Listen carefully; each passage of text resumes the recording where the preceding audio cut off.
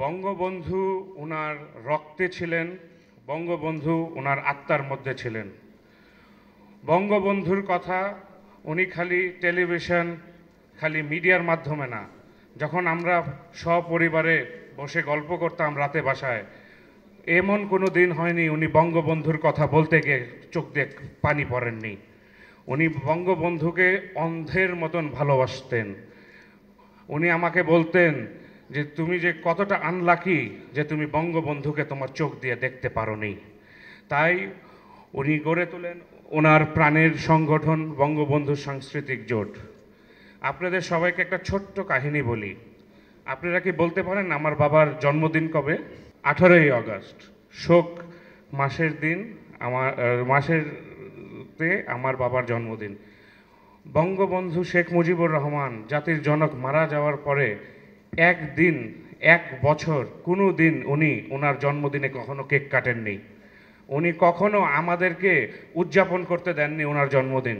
ওনার এতটুকু ভালোবাসা ছিলেন, যখন উনি সিঙ্গাপুরে ছিলেন ওনার শেষ জন্মদিন গত বছর, তখন ডাক্তাররা পর্যন্ত ওনার জন্মদিনে কেক কেটেছেন, কিন্তু সেই জীবন যুদ্ধের মধ্যেও উনি কিন্তু বঙ্গবন্ধুকে ভুলেননি। তো আমি আপনাদের সবাইকে অনুরোধ করব যে আপনারা এই সংগঠনটি যেভাবে আমার বাবা বেঁচে ছিলেন যখন, যেভাবে কাজ করেছেন, আপনারা যেই আদরের সাথে নিজের মতন করে কাজ করেছেন, চিরজীবন এই বঙ্গবন্ধু সাংস্কৃতিক জোটের নামটা আপনারা উত্তোলন করে রাখবেন। বিভিন্ন সময় বিভিন্ন অনেক ক্রাইসিস আসবে, এবং ক্রাইসিসের মধ্যে বাংলাদেশ আওয়ামী লীগকে যেন এই সংগঠনটা যতটুক পারে ততটুক সহযোগিতা করে, এটার আহ্বান আমি আপনাদের সবাইকে জানাবো। আমার বাবা, উনি বাবা হিসাবে ছিলেন অতুলনীয়। ওনার সাথে আমি অন্য কারো তুলনা দিতে পারবো না। উনি কষ্ট করেছেন যেন আমরা ভালো থাকি, উনি কষ্ট করেছেন যেন আমরা সুখে থাকতে পারি।